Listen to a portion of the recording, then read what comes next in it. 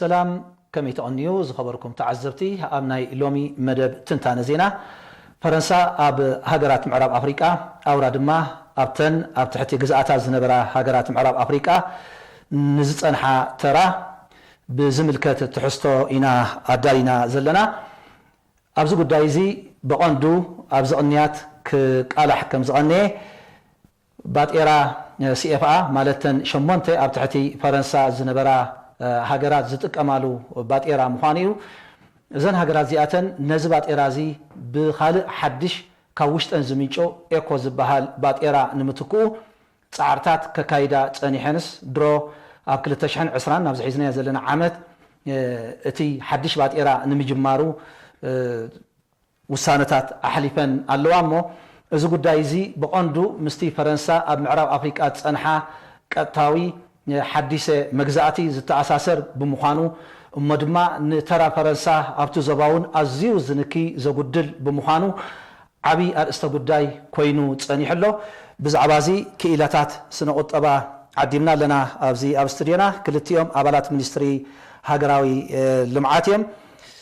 سامسون برهاني مهور بوليتيكاو سنقط أبايو كمون أمار مسازجي مهور سنقط أبا إيم زخبركم عدمات عديمنا نمسجنكم كلنا خنكتاتولو خمس أننا أبزقنيات زي بريزيدنت آيفري كوست ألاسان وتارا حدش بعد إيرا كجمر مخانو متن أبتحتي فرنسا زنبرا هاجرات ويدما متن فرنسا التقوت أوروبا بعد إيرا زتكما زنبرا هاجرات معرب أفريقيا كالوت أبتو زوبان زركبا هاجرات أتقاليلن حدش يكوز بحال بعد إيرا يجمرا لوامو سلمنتا إن زي حدش بعد إيرا زي كجمرا زدر رخاز اللوا CFA بحال بعد إيرا كميو تصانيحو أبتي تنهاجرات بخمي إنك تكمل تصانيحن حراي سامسون حراي زي CFA بحال بقندو ناي فرنسا جزءات زوانا هاجرات كتكملوا صنحة بات إيرايو تاريخه ودحر بايتالو مجزات بأفريقيا كله خلن هاجرات أوروبا أفريقيا تماسيحنا أخلوا هاجرات تناب جزءات زنبرة هاجرات أفريقيا بات إيرانا جزءاتين تكمانيرن إنجليز برتغال سبين كلن أبزي أفريقيا زنبرة تن أبتحتي زنبرة نايتن جزءاتين بات إيرانا تكمانيرن كلا كنات عالم بحريقها بفلاي مس مبقع مجزاتي كتاو مجزاتي أب أفريقيا أتوم كانوا تبات راتات كابز أخبروزي كونس وخلو فرنسا تجزء زنبرة حجرات جن حدا بات إيرا أقدم ما هب كلا كنات عالم جميرة ماتيو حدا ناي مجزات بات إيرا جرات لن مستي أب كندي مين لاند فرنسا زلو بات إيرا دما تواسبنت زلو وجرا فتيرات لن زين هاجرات أفريقيا أكل تزوبين نبعلن أب أفريقيا زخفلا تحدى معرباوي أفريقيا وجزءات فرنسا زنبرة حجرات معرب أفريقيا أتون كان خاني جزءات فرنسا زنبرة حجرات مأكلاي أفريقيا مالتي حجينا زين كل تزوبات زي إن أفريقيا زجلجل نحد حدود كأير زيك الجن حد اسم زلوا CFA زبحال باتيرا صنيحو كساب زي معلت زدما نعو خطك أما صنيحن إذا باتيرا زي فرنسا يزحتم إذا هاجرات زي عندما فلا ما كسب كسب 200 كونا بلد كسب 73 سوسان حمشن كسب 13 حمشن دما كسب 500 تاويت ناتن ناي وزع باتيرا ويتي ريزيرف زبال أبانك ناي فرنسا كقمتو خجدلا صنيحن مالتي قبل علي المحضرة ناي زي باتيرا بزملكت ناي فرنسا سب مزي بوتا اللوم بوتا طريا اللوم طريا زي هنا ناي قوفي ناي فيتو مثل اللوم قبل علي تنكالوت حجرات أفريقيا بقندو زون حجرات زي ناي فرنسا باتيرا تكما صنيحن مالتي حجي إيكوز بحال كنت كمينا لن تنشومونته تن هاجرات معرب أفريقيا زبحلا بنين بوركينا فاسو أيفير كوست غيني بيساو مالي نيجر سنغال توغو زي إن بزرعنايو أبزي ورحت حساس كل تشحن 19 أب أيفير كوست ኢኮ ንኽጥቀማ ምዃና ኣብ 2020 ኣብ ካልኣይ ምፋርቅ 2020 ኣውጀን ኣለዋ ኢኮ እንታይ ለውጢ ክህልዎ ካብ CFA ወይ CFA እንድሕሪልና እቲ መሰረታዊ ለውጢ ዝበሃል ዘሎ ሓደ ስም ተቐይሩሎ ካብ CFA ዝነበረ ናብ ኢኮ ተቐይሩሎ እተን ሃገራት 50 ሚእታዊት ናይ ዕቁር ሃብተን ወይ ናይ ወፃ ባጤራ ኣብ ናይ ፈረንሳ ባንክ ኣምጥኦ ዝግደዳ ዝነበራ ጠጠው ክብል እዩ ተባሂሉሎ ኣብ ልዕሊኡ ሰብ ነዚ ፈረንሳ ዝነበሮም ናይ ምቁፅጻር ክሳብ ናብ ቆፍ ዝኸይድ ሓይሊ ኣብቲ ናይ ምሕደራ ናይቲ ባጤራ ድማ ጠጠው ክብል እዩ ተባሂሉሎ ጠጠው ዘይበለ ግን እንታይ እዩ ሕጂ እውን እዚ ኢኮዞን ሃገራት እዚአን ሒዞንኦ ዘለዋ ባጤራ ናቱ ተቀያያርነት ተለዋዋጥነት ኣብ ዕዳጋ ምስ ባጤራ ኤውሮጳ ወይ ዩሮ ክተኣሳሰር እዩ ማለት እዩ ሓደ ፊክስድ ኤክስቼንጅ ሬት ኩሉ እዩ ፈረንሳ ድማ ነዚ ናይ ምውሓስ ተራ ክትወስድ እያ ማለት እዩ ነታ ኢኮ ተመሊስና ክንዛረበላ ንኽእል ኢና ሓራይ ኣማረ ሳምሶን ክጠቕሶ ፀኒሕ ኣሎ በቲ ሓደ ሸነኽ ፈረንሳ ክትረብሖ ዝግባኣ ረብሓታት ክጠቕሰልና ፀኒሕ ኣሎ ግና ድማ እንታይ ዝብል ክተዓለ በትኻልእ እዘን ሃገራት ዚኣተን ዝጥቀማሉ CFA ዝበሃል ባጤራ ኣብ ትሕቲ ፈረንሳ ኣብ ትሕቲ ቁፅፅር ፈረንሳ ምዃኑ ዝያዳ ርግኣት ከም ዝህልዎ ይኸውን እቲ ባጤራ ኣብ ርእሲኡ እውን ንፀጥታ ናይቲ ባጤራ እውን ሓጋዚ እዩ ካብ ዝቕባበ ወይ ካብ ካልእ ንባጤራ ክፀልው ዝኽእሉ ኣሉታዊ ሸነኻቱን ሓራ ኮይኑ ክኸይድ ስለ ዝፀንሐ እዚ ባጤራ እዚ ምቕያሩ ሃስያ ክኸውን ከም ዝኽእል ነተን ሃገራት ዝትንትኑለው እሞ እዚ ብኸመይ ኢኻ ትጠቕሶ ኣማረ يغني ምናልባት ኣብታ ድሕረ ባይታ ክጠቕሳ ምስኣታ ኣሳሲረ ምልሳ ሓደ እቲ መግዛእቲ ክዝርዘር ከሎ እቲ እንኮ ናይ መግዛእቲ ሓድጊ ናይ መግዛእቲ ባጤራ ዝቐፀለ እዚ ናይ ኣብ ምዕራብ ኣፍሪቃን ማእከላይ ኣፍሪቃን ናይ 14 ሃገራት ግዛኣት ፈረንሳይ ዝነበራ ክሳብ ሕጂ ምቕፃሉ እዩ ማለት እዩ 75 ዓመት ቀፂሉ ቅድሚኡ እንታይ እዩ እቲ 1945 ክጅመር ከሎ ናይ 14 ሃገራት ግዛኣታ ንምምሕዳር ድሕሪ ካልኣይ ኩናት ዓለም ቁጠባኣ ንምሕዋይ ዝተሃንደሰ ናይ ባጤራ ፖሊሲ እዩ ማለት እዩ ስለዚ ብቐንዱ መግዛእቲ ክወፃ ከለዋ ሃገራት ኣፍሪቃ ካብ መግዛእቲ ፈረንሳይ ዝተፈላለዩ ስምምዓት ቁጠባዊ ስምምዓት ወታደራዊ ስምምዓት ናይ አቪዬሽን ናይ ንግዲ ናይ ባህርያዊ ሃብቲ ዝተፈላለዩ ስምምዓት ከም ቅድመ ኩነት ናይ ናጽነትን ተወሲዱ ሓደ ካብኡ ነዚ ባጤራ ናይ ምጥቃም ናይ ምቕጻል ግዴታ እዩ ክንብሎ ንኽእል ማለት እዩ ቶም ሽዑ ዝቆሙ መራሕቲ ፖለቲካዊ ሓይልታት ኣብተን ነፃ ዝወፃ ሃገራት እዚ ከም ቅድመ ኩነት ተወሲዲ ማለት እዩ ስለዚ ብቐንዱ እዚ ባጤራዊ ናይ መግዛእቲ ፈረንሳይ ናይ ምጥቃም ንቁጠባ ፈረንሳ ብዝጥዕምን ብዝሰማምዕምን ብድሌት ናይ ፈረንሳይ ኩነታት ዝተመስረተ ምዃኑ ካብ ዝተበጊስካ ሓደ መግዛእታዊ ስምምዒ ንረብሓ ናይ ፈረንሳይ ጥራሕ ዝተሃንደሰይ ማለት እዩ ሕጂ ሓደ ከም ዝበልካ እዚ ደገፍቲ ናይዚ ባጤራ ውሕስነት ኣለዎ ርግኣት ፈጢሩ እዩ ብተዛማዱ እውን ከምኡ እዩ ማለት እዩ ንኣብነት ዝቕባበ እንተዳኢልና ካብተን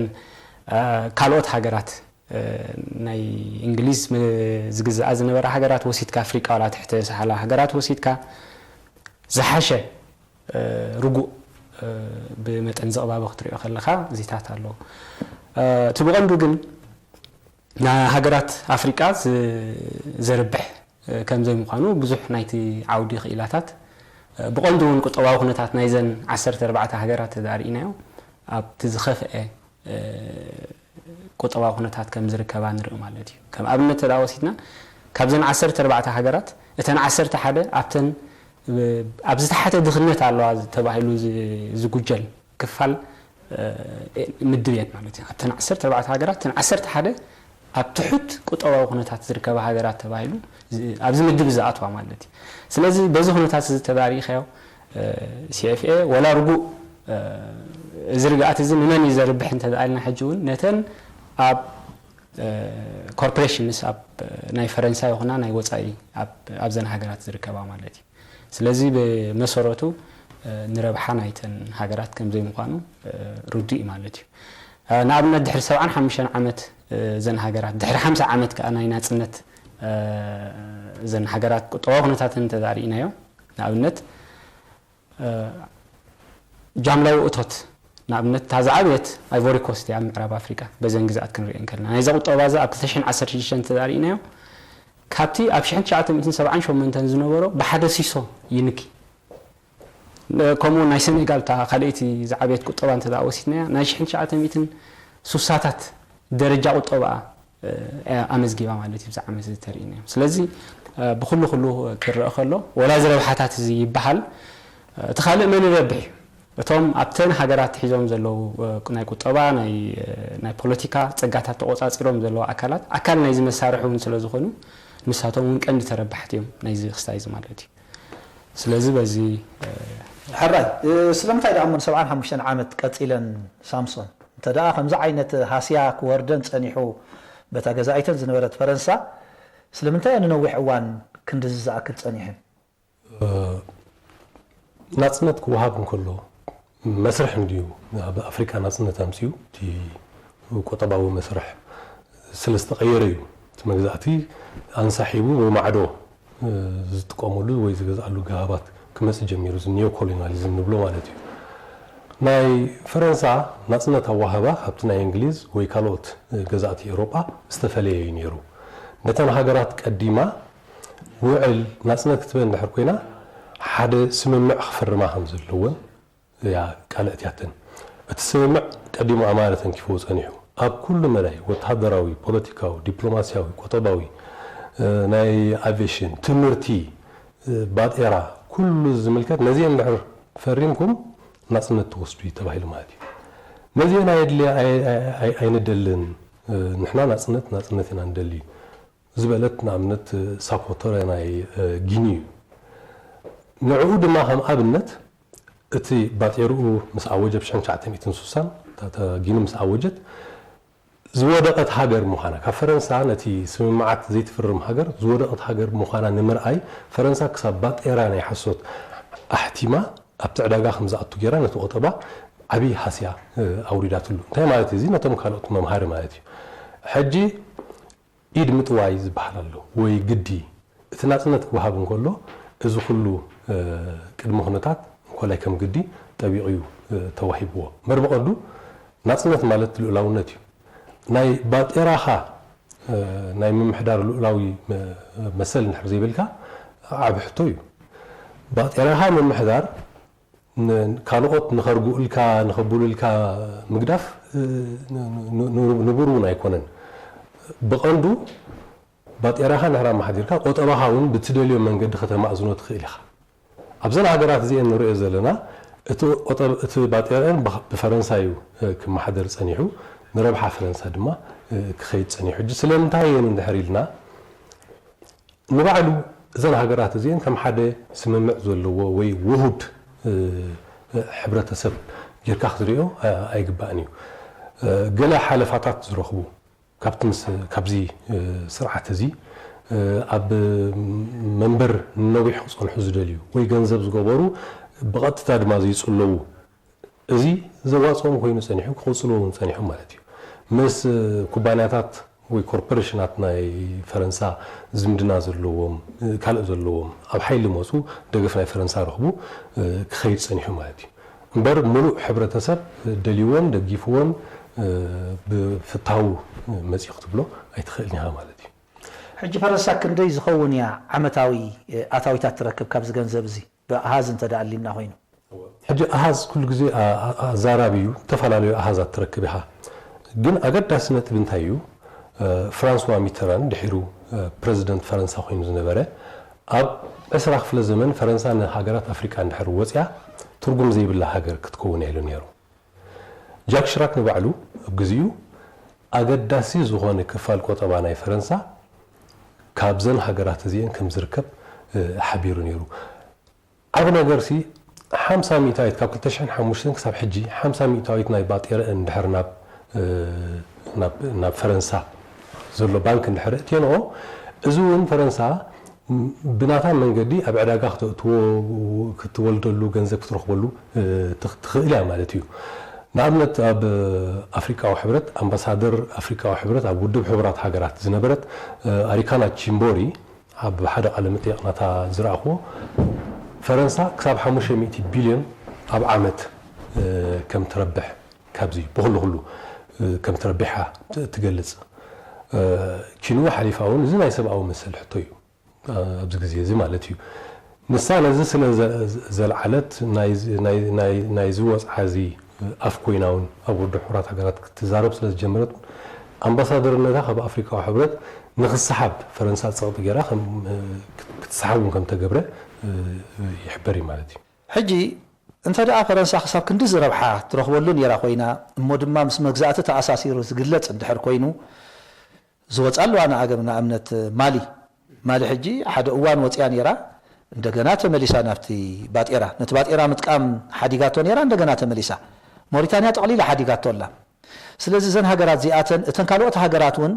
ብከምዚ ማልን ሞሪታንያን ዝወሰዶ እስጉምቲ ክወስዳ ኣይክእላን ማለት ድዩ ኣማረ ሕጂ ምናልባት እቲ ምትእስሳር ኣብ መንጎ ፈረንሳን ግዛእታን ኣብ ኣፍሪቃ ዘሎ ባጤራዊ ጥራሕ ኣይኮነን ከምቲ ክበሃል ፀንሐ ኣዝዩ ዝተወሳሰበ ወተሃደራዊ ፀጥታዊ ፖለቲካዊ ብምሉእ ማለት እዩ ኣዝዩ ኣብ ናይ ፈረንሳ ፍቓድ ከም ዝምርኮስ እዩ በዞም ስምምዓት ተኣኺድና ማለት እዩ ንኣብነት ከምታ ሳምን ዝጠቐሳ ጊኒ ኣብ 61 ናታ ባጤራ መሰበለት ቀጥታ ገንዘብ ተሓቲሙ ናብ ዕዳጋ ነቲ ቁጠባ ከም ዝንመስ ናይ ቶጎ እውን ከምኡ ተመሳሳሊ ስጉምቲ ተወሲዱ ክሳብ ትመራሒ ተቐቲሉ ማለት እዩ ሕጂ ቀሊል ምትእስሳር ኣይኮነን ቶም ካልኦት ነገራት ዝያዳ ስለ ዝጸልዎም ሕጂ እቲ ናይ ባጤራ ከም ቀንዲ መሳርሒ ነዞም ከምዚኦም ዓይነት ናይ ምቁፅጻር ኣብ ኩሉ ኣብ ወተሃደራዊ ይኹን ኣብ ፖለቲካዊ ይኹን ኣብ ኩሉ ኣብ ተዓዲ ዝግበር ዝምድናታት ኣብዚ ከም ቀንዲ መሳርሒ ዝውሰድ እዚ ናይ ባጤራ ስታዩ ከም ዝበልና 50 ሚእታዊት ናትካ ናይ ፎሬን ሃርድ ካረንሲ ኣብ ፈረንሳይ ዝቕመጥ ተዳ ኮይኑ ከምኡ ናይ ወርቂ 85 ሚእታዊት ናይ ዘን ሃገራት ኣብ ፈረንሳይ ዝቕመጥ ተዳ ኮይኑ ካብዚ ሓሊፍካ እውን እቲ ገንዘባዊ ፖሊሲታት ንብሎ ናይ መጠን ሸርፍ ይኹን ካልእ ፖሊሲታት ኣብዚ ዝውሰን ተዳ ኮይኑ እዚ ከዓ ብቐንዱ ብናይ ኤውሮጳ ብናይ ፈረንሳይ ናይ ቁጠባ ኩነታት ተደፊኡ ዝውሰን ውሳነታት እዩ ንኣብነት እዚ 50 ሚእታዊት ኣብ ፈረንሳይ ይቕመጥ ክንብል ከለና ካብኡ ትወለድ ዝረኽቦ ዘን ሃገራት 0.75 ኣብ ፈረንሳ ዘሎ ናይ ዝቕባበ መጠን ተዛሪእናዮ ብገምጋም 1.6 በፅሕ ስለዚ ኣብ መንጎ ዝፍልልይ ዘሎ ጥራሕ ተዛሪእኻዮ እዘን ሃገራት እዚአን ስለ ዝቐመጣ ዝያዳ ይኸፍላ በንጻሩ ክኸውን ዝግብኦ ማለት እዩ ገንዘብ ካብ ባንክ ስለ ዝቐመጥካ ወለድ ረኺብካ ክትከስብ ዝግባእካ ናይ ዝዋጋ ባዕለን ከም ዝኸፍሎ ኣብ መንጎ ዝፍልልይ ተርእይና ማለት እዩ እዚ እንታይ ማለት እዩ ተኣንቶ ወይ ንብሎ ዘበና እቲ ኣብ መንጎ ሸርፍ መንጎ ክልተ ክሳይ ዘሎ እቲ ካልእ እንታይ እዩ ባጤራ ናይ ተን ሃገራት ኣብ ምዕራብ ኣፍሪቃ ዘለዋ ይኸብር ካብ ኣብ ፈረንሳይ ዘሎ ኣብ ታሪኹ ተዳሪእኻ ማለት እዩ እዚ ማለት ማለት እዩ እዚ ብፍላይ ንቁጠባዊ ፖሊሲታት ኣዝዩ ደራቲ ማለት እዩ እዚ እንታይ ማለት እዩ ንኣብነት እቲ ቁጠባ ናብ ሰደድ ንኸይጥምት ኣፍሪዩ ኢንዱስትሪ በሎ ካልእ በሎ እቲ ዘቤታዊ ቁጠባ ንኸይበራበር ቅንዲ ማሕንቆ እዩ ማለት እዩ ኣብነት ገንዘብ ተኣኽቢርካዮ ክትእቱ እምበር ንኽትሰድድ ዘይተባብዕ ማለት እዩ ስለዚ ብቐንዱ ነዘን ግዝኣታት ከማህልኽቲ ናይ ፈረንሳይ ነገራት እምበር ከም ሰደቲ ከም ዘይኮና ገይርዎን ማለት እዩ እዚ ካብቲ ባጤራዊ ፖሊሲ ጥራሕ ተርእይና ማለት እዩ ተኻልእ ንኣብነት ካብ ባህላዊ ፀጋታት ካብዘን ሃገራት ንፈረንሳይ ቀዳማይ ምርጫ እዩ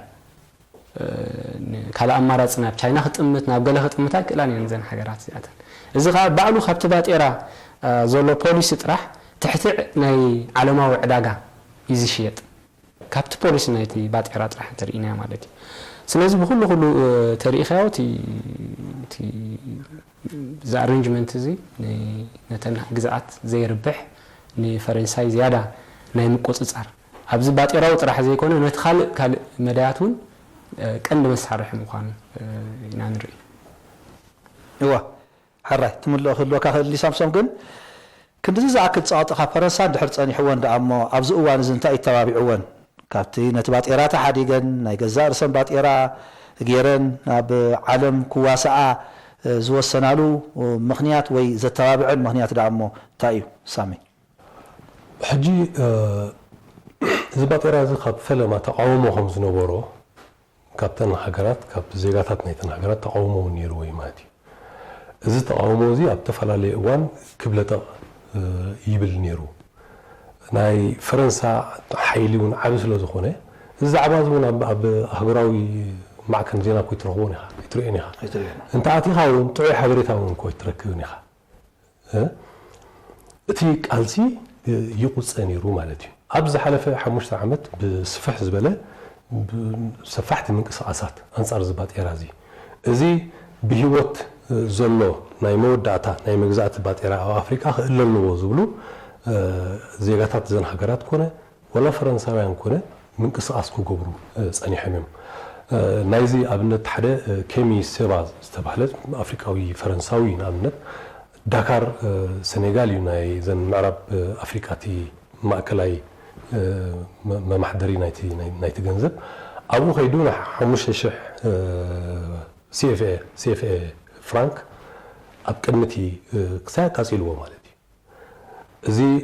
ሙቭመንት ኮይኑ ኣብ ብዙሓት ሃገራት ከይዱ ኣብ 2017 እዚ 2018 ሸውዓተ ሙዚቀኛታት ናይተን ሃገራት ን10 ሃገራት ዝውክሉ ሸውዓተ ደቂቕ ኣንጻር CFA ዝብል ደርፊ ሰሪሖም ኣብ ተን ሃገራት ከም ዝወዓዋዕ ገይሮሞ ፀኒሖም ማለት እዩ ኣብ 2019 ብዓብዪ እንድሕሪኢናዮ ናይ ጣልያን ምክትል ቀዳማይ ሚኒስትር ሉጂ ዲ ማዮ ፈረንሳ ጠንቂ ስደት ሃገራት ኣፍሪካ ፈረንሳ ስለ ነተን ሃገራት ትምዝምዘን ዘላ እዞም ኣፍሪካውያን ድማ ናብ ኤውሮጳ ክመፁ ይግደዱ ኣለዉ ሕጂ እዚ ፀቕጢ እዚ እናዓበየ ይኸይድ ኣሎ እዚ ሓደ መዳይ እዩ እዚ ቦትኡ ከሎ ግን እዘን ሃገራት ግዛኣት ፈረንሳ ወይ CFA ዝጥቀማ ንብለን ዘለና ንባዕለን ኣካል ምዕራብ ኣፍሪካ እየን ምዕራብ ኣፍሪካ ከዓ ንዕአን ኣብ ልዕሊአን ካልእ ሃገራት እውን ኣለዋ ንዕኡ ዝኸውን ኣፍሪቃዊ ውህደት ንምፍጣር ዝፅዕር ሓደ ውድብ ኣሎ ኢኮዋስ ዝበሃል እዚ ኢኮዋስ እዘን 8 ሃገራት ንኣብነት ናይ ምዕራብ ናይ CFA ተጠቀምቲ ምዕራብ ኣፍሪካ ዝርከብኦ ኮይኑ ግን 15 ሃገራት ዘለዎ እዩ ናይጀርያ ጋና ዘለዎ እዩ እዚ ተበግሶ ካብ 75 ጀሚሩ ተበግሶ ወሲዲ ኢኮ ዝበሃል ገንዘብ ኣብ ምዕራብ ኣፍሪካ ክመጽእ ኣለዎ ኢሉ ክሰርሕ ፀኒሑ ካብ 2000 ጀሚሩ ተፈላለየ ተበግሶታት እኳ እንተተወስደ ክሳብ ሕጂ ይሰምረን ግን 2020 ክንጅምሮ ኣለና ተባሂሉ ኣብ ዝሓለፈ ዓመት እውን ክዝረበሉ ፀኒሑ እዩ ይጅመር ዲ ኣይጅመር ካልእ ሕቶ ግን ኢኮ ዝብል ገንዘብ በቐንዱ ተበግሶ ናይ ሃገራት ምዕራብ ኣፍሪካ እዩ ፈረንሳ ዘይብሉ ተበግሶ እዩ እዚ በቀዳማይ ዝረኣናዮ ኣብ ታሕሳስ ማለት እዩ ኢማኑኤል ማክሮን ኣብ አይቨሪ ኮስት ምስተን ሃገራት ኮይኖም ኢኮይሎም ዘውፅዎ ብዙሓት ተንተንቲ ምጭዋይ ናይቲ ናይ ብሓቂ ተበግሶ ናይ ምዕራብ ኣፍሪካ ባጤራ ኢኮይ እዮም ዝብሉ ብደረጃ ንሕሪኢኻ እውን ናብኡ እዩ ዝወስደካ ምክንያቱ እቲ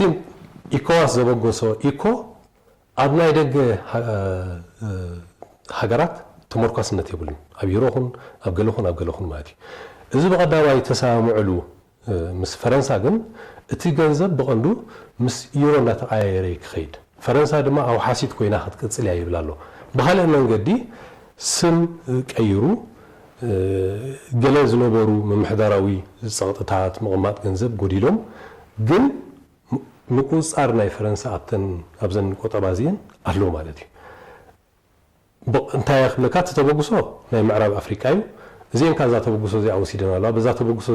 እዚኣ ሓደ ፖለቲካዊ መልእኽቲ ሓሊፉ ኣሎ እቲ ዋና ነገር ግን እቲ ኢኮዋስ ዘበገሶ ካብ ምትእትታው ናይ ዝኾነ ትኹን ካብ ኢኮዋስ ወፃኢ ሃገር ነፃ ዝኾነ ኢኮ ክምስረት ብሕጂ መንገዲ ኣለዎ ማለት እዩ حراي حجي فرنساسي اتي كابزن هاجرات زياتن كترخبو زصنحت ربحه كأصلي مالتي كأصلي ويسي إزي كتناخفت أن يحلو برقد سامسون جن إزي إيكوز بهالوات إيرا ممسؤو كينيتي بوليتيكاوي ملأختو أبتن هاجرات أبت حزبي زمصو قطاوي أونتاو قبر ملسي يهلو دو برقد كنكيو مالت انتاي مالتيو كم تصنحو بقطاوي بعلو خم حضرو تصنحه قطبا كخونا يكلني برقد مالتي تخالي انتايو زي ابزا انتايتي صوت امصيو زبل هذا ملكع نايت زمدنا ناي مقيار بريزيدنت ماكرون امريكا خساتف كله جميرو بزعازن ناي غزات فرنساي زنبرا حدش املاخختا كبحال كال كما عبل صنيحي مالتي تمت اتتاو اتمغزاتاوي زمدنا زي فتحاو منبارو ناي بحقيه منبارو حدا خابتي ناي زغسكسولو زنبره خستياتي مالتي كاله اوشت اوروباو نبعلو كم ذا سامسونج تقساناي طاليان درينا كاب جرمن ون ناي بحقي ام معرب افريقيا تختلو مزمازن نمعبالين كالو تاو تراخ تصوت كم زلا سلازي تخالون ابتي ناي وصا زمدناتات ناي زياده ناي ماكرون منغستي زياده نفسو او يغلص سلازلو اذا حماقسم كم حماقسم سلازو سب اتزمدنا خاب قطاوي ناي مغزاتاوي ملكታት وصيكا بحد نورمال ناي نقدن بيزنسن زياده صلوا زياده ربحن بزركبلو منغدي اكوادا ابز سفحه اب افريقيا مالت ولاتن ناي انجليز تزاربت هاجرات زبحالون زياده ناي فرنساي قطبا بزربح منغد تزمدناتات فرنسا تنقساس كم زلا زي حدا زفلت نغري مالتي حجنتا يزي بوليتيكاو ترغم عبي ثوراوي زي توسيد زلو تقطباوي مدايكا اتن هاجرات ابز وستو اكل اب نغدي اوشتن خمس خطقصن حنا ايكواس توم كال روحيتات كان بعبي مالتي كم زوسنو خازخا نصوري مالتي تركي ويربع من قد نبلا كنا خدا يخيل عليه انت هاجرات يتوانا نجر مس فرنساي ربحنا زواصعنا ገንዘብና ምስ ኢሮ ተዛሚዱ ብኡ ድማ ክንከይድ ንሕር ዝብላ ኮይነን ብዙሕ ቆጠባዊ ለውጥ ኣይክመጽን ይብዘን ሃገራት እዚአን ዘን ሃገራት እዚአን ሓደ ሓደን ዝዋሓደ ቆጠባዊ ንግዲ ዘለወን 10 ሚታዊት ተን ምዕራብ ንብለን ዘለና ተን ማእኸላይ ዝበሃላውን 5 ሚታዊት ሕጂ ንዝሰፍሐ ምዕራብ ኣፍሪቃ ተናይ ፈረንሳ ግዛኣት ንዘይኮናውን ዘጠቃልል ተበጉሶታት አሎ ነዚ ተበጉሶ እዚ ኮዶ እንድሕር ፈቃደኛታት ኮይነን ቆጠበን ክመሓይሽ ብዙሕ ረቑሒታት ኣለዎ ማዚ ናጽነት ምሕደራ ናይ ገንዘበን ክህልወን እዩ ውድድር ኣብ መንጎ መዛንኦን ዝኾና ሃገራት ክኸውን እዩ ብትሕቲ ቅርጺ ዝመጽእ ዝምድናታት ሓድሕዳዊ ንግዲ ከም ዝዓቢ ክገብሮ ክእል እዩ እዚ ሕጂ ዘሎ ንግዲ ዋንወይ እዩ ካብ ባህርያዊ ሃብቲ ካብ ዘን ሃገራት እዚአን ናብ ፈረንሳ ከይድ ሓለኽቲ ድማ ካብ ፈረንሳ ናብ ዘን ሃገራት እዚአን ኣቱ እቲ ገንዘብ ናብ ፈረንሳ ከይድ ብኩሉ ኩሉ ተጠቕሊሉ ማለት እዩ ዘሎ እዚ ሓደ መንገዲ ሓደ ጎደና እዩ ዘሎ እዘን ሃገራት እዚአን ታኸዳኣ ዘለወን ሕጂ እውን ብውሕስና ፈረንሳ ምስ ዩሮ ጠቢቐን ክኸዳ ዘይኮነ ናብቲ ናይ ብሓቂ ኢኮ ተባሂሉ ተበግሶ ተወስደሉ በተን ናይ ኢኮዋስ ባህላ ሃገራት ክኸዳ እንድሕር ክኢለን ክፉት መንገዲ ናይ ምዕባለ ክህሉ እዩ እዚ ኸ ብቐንዱ ምዝ ደረጃ ኣፍሪቃውን ብኣፍሪቃዊ ሕብረት ብዙሓት ሃገራት ተበግሶ ተወሲዱ ሓደ ነፃ ናይ ኣፍሪቃ ዕዳጋ ኣብ ምምስራት ዘሎ መስርሕ ንኽዋስብ ከዓ ቀሊል መንገዲ ክኾነሉ እዩ ነቲ ሃገራት ነቲ ዞባ بدرجة أخبرون كم رأي يقبرني خلعته كم رأي صبوا عندي هجي أقدمكم من كتقول صوت أن يحكم عليهم من فرنسا نزن شمنت هاجرات معرب أفريقيا أبتحتي أز نبران إذا سيف أز بهال بعد إيرا بزلع على خط أساسران كله أبتحتاو مداي أو تهدراو مداي حيلت أن حننزن هاجرات زيادة نامنت مال ندحر وسيدني اسل على 3 سراويت يبلان خلاتا ايبري كوست تبهال 8,000 تي سراويتن مسناي هاجرات مبرق افريقيا خرأ كل سراويت نايزن معراب افريقيا سي ناي بملء انت دميرو خندني حنت هاجر ون اي كوني ስለዚ ሕጂ እቲ ጸጥታዊ ኩነታትን ወተሃደራዊ ኩነታትን ሙሉእ ብሙሉእ ኣብ ትሕቲ ፈረንሳይ እዩ ጸኒሑ ሓደ ናይ ግብረ ሽበራ ተርእዮ እንድሕር ኣጋጢሙ ንፈረንሳይ ምዕዳም ሓደ ዝኾነ ዘይጸጥታዊ ኩነታት እንድሕር ኣጋጢሙ ንፈረንሳይ ምዕዳም እዩ ጸኒሑ ስለዚ ሕጂ ባጤራ ዳ ካብ ፈረንሳይ ይውፅኣ እምበር በቲ ካልእ መዳይ እቲ ሓዲሰ መግዛእቲ ናይ ፈረንሳይ ኣብተን ሃገራት ዚኣተን ቀጻልነቱ ይረኣየካ እዩ እንታይ የርእይተኹም ኣብዚ أماره. هو كم زي اختكاس عن حنتايو نايبات إراق نبل كلنات حدا مسارحي أنت زي كونو تناي فرنسا هلا وأبزن حجرات كلن تناوي نابنت 4,500 ناي سراويت ناي فرنسا لو زي روي نجاري مالتي مستخدم بلاد أنا حكمت أن بزح سراويت نايتن حجرات أزيو زي رجو ፖለቲካዊ ሃዋሁ ኣዝዩ ከምዚኦም ዝኣመሰሉ ናይ ኩናት ሓድሕድ ዝረኣያሉ ስለዚ ተን ሃገራት ብዓብዩ ማለት እዩ ኣብ ኣዝዩ ድኹም ኣብ ትሕቲ ምሕረት ናይ ፈረንሳይ ዘለዋ እየን ብኩሉ መዳያት ክንሪአን ከለና ማለት እዩ ስለዚ ፅልዋ ናይ ፈረንሳይ በቀሊሉ ካብቲ ከባቢ ክእለይ ክእልኒ ናይ ዝባጤራ ፍሉይ ዝገብሮ ነገር ሓደ እቲ ሓድጊ ባዕሉ እቲ መግዛእታዊ ስሙ ይፀኒሑ TCFA ዝበሃል ስቲ ሓጽሎ ተቃሉን ከም ዘለዎ ናይ መግዛእቲ ግዛኣት ፈረንሳ ኣብ ኣፍሪቃ ባዕሉት ትርጉሙ ማለት እዩ ስለዚ እቲ መስርሕ እንተዘይቀፂሉ ማለት እዩ እቲ ምፍታሕ ኣብ ከምዚኦም ዝኣመሰሉ ቀጥታዊ ምትእትታው ማለት እዩ ጸጥተን ከውሕሳ ሃገራት ክሳብ ዘይኮና ቁጠበአን ባዕለን ፖሊስታተን ባዕለን ክውስና ክሳብ ዘይከኣላ ኣማራጽታት ኣብ ኣህጉራዊ ንግድን ካልእን ክኽተላ ምዘይክእላ ብቆንዱ ኸኣቲ ኣብ ውሽጠን ዘሎ ምትሕብባር ኣብ መዘን ክልተ ዞባታት ናይ ግዛኣት ፈረንሳ ዘን ናይ ማእከላይን ምዕራብን ኣብ መንጎኦም እቲ ገንዘብ ትባጤራ ተወሃሃድ ይኮነን ባዕሉ ብቐጥታ ምስ ፓሪስ እዩ እቲ ዝምድኑ ማለት እዩ ኣብ ድሕደን ድኹም ዝኾነ ክሳይ ኣለዎ ስለዚ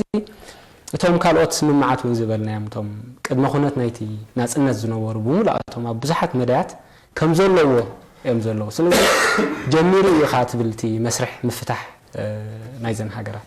በድ ጽልዋ ናይ ፈረንሳ ብዓብዩ ክቕጽል እዩ ሕራይ ኣብ መወዳእታ እሞ ሳሚ እዘን 8 ሃገራት ኣለዋ ብዘይክአን ከዓ ኣብቲ ዞባ ዝርከባ ካልኦት ሃገራት ኣትየን ኣለዋ ነዚ ኤኮ ዝበሃል حكاي 15 هاجرات اللي بتحز له تن حجي مس فرنسا تسامع زين شو من هاجراتين ايوه اتي اكو قل ما بقسيو ناي ايكواس يو كاتو سبع هاجرات 15 ما شوعت بزي كازينسي شوعت خاتو لون بزول ترمس كن هون بزول الجواب يكونن تفلي الجواب تناي ايكواس جواب نصنت زلو جوابي ايكو واننوتو نايتن ناي معرب افريقيا محدرؤو اب تحت معرب افريقيا تغيرنته مزخون يكون ገንዘብ ድማ ልኡል ናጽነት ዘለዎ እዩ ማለት እዚ ዘን ናይ ፈረንሳ ግዛት ከይደኖ ዘላ ነዛ ኣይኮድን ኣሎ ናው ኣይበጽሕና ኣሎ ማለት እዩ ሕጂ ዝቕጽሉ ኣኼባታት ናይ ኢኮዋስ ክውስኑ ወዮም ኣብዚ እንታይ እቲ ዓቢ ነገር ዘሎ ፈረንሳ ነቲ ዞባ ናይ ምቁጽጻር ድሌታ ኣቦትኡ ከሎ كان نيجيريا ذا مثلا عبي قطبة دما أنتو يا مارون توصلني رخصة 700 تاويت ناي أبو زلو جملة حجر أو توت زوننا ناي زخون يكون ناي بفلاي متتاو ناي فرنسا أب أنت عايز يكون سبتي خاطو زخلا ناي إيكواس أبتي إيكو زيك بلاس ل زخونا زاب أبزت كفتحي مالدي سلازس حيال جزية حيال مسرح كدليو مالتي هالراي هو سجرنا أنتيا فرنساي نزبات إرازي أبكلت زوبا يمغيلو اتمعراب زين نتعوض إنزلوا عن بلنزلنا اتماكلاي زين شدش حجرات دما أما أكلاي أفريقيا زركبا مبزحت إنه ينداد يحبتي بنداد زفلت حجرات بعد شاد مالت دين هو بعد شاد ما أكلاي أفريقيا قاله هو السن بعد الكونغو غتصل علوا بزمت عامة السنكا تمساسالي سقوم تخوص ذاك تسميت كبر مالتي زينة مسرح أزيو خدف أي مالتي حرايمو يقنيلنا أبالات منستري هجرة ولمعات أتو سامسون برهاني كمون أتو أماري مسازجي نسلز هابكمنا نتصر زخونة زرزراوي حبريتا دقيمنا نمسجنكم أو كلا أجات أمون مسترحكم أتعيمكم كلا أرستي أو نقربلكم أوان كموترو متحوباركم كن حتتينا زي خبركم تعذبتنا نلومي أدارينا يوزنبرنا تحستو أبزي زازيمنا لنا كم تلومود زمت سومون كالي حد شار استي حيزنا عينا خنمت كساب شعو سلام نخلنا